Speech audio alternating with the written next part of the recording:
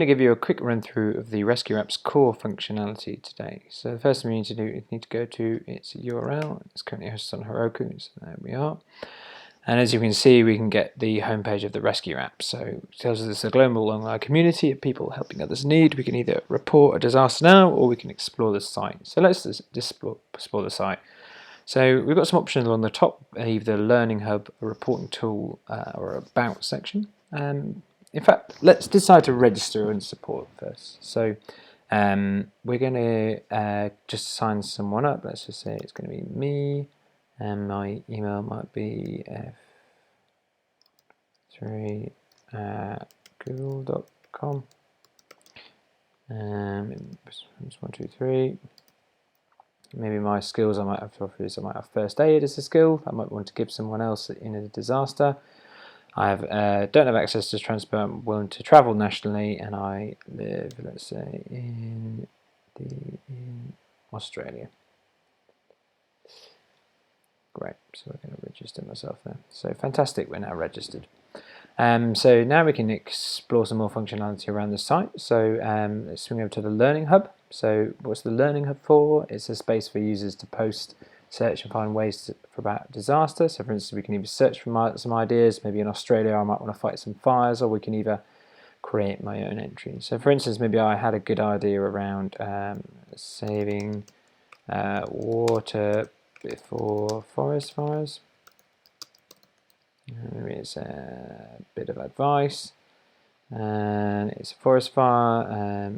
First you do blah, then blah, and again it's going to be about my hometown. So let's say that is Australia, and my name's going to be Frank. So great. So the article type is a bit of advice. We can see it's given us the location, and we can tell that we've got the forest fire there as a little icon. So again, we can go and search for some other ideas if we want to again interact and engage with the rest of the community. Or for instance, the other option is if maybe there's a report, maybe we want to report a forest fire that may have occurred recently. So for instance, we can then go and report a issue at the moment. So in fact, let's say today that maybe we were in the States on holiday, and we want to report a Californian forest fire. So we're just going to go down and move my head a little bit. We have to go down and report a forest fire over here. What do we need today? I need food. No, maybe 2.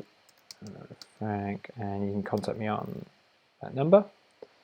So we can, great. So that shows that we can that the community support my needs, and then I've got my report case open. So anyone in the US at the moment can go and get hold of me, which is great.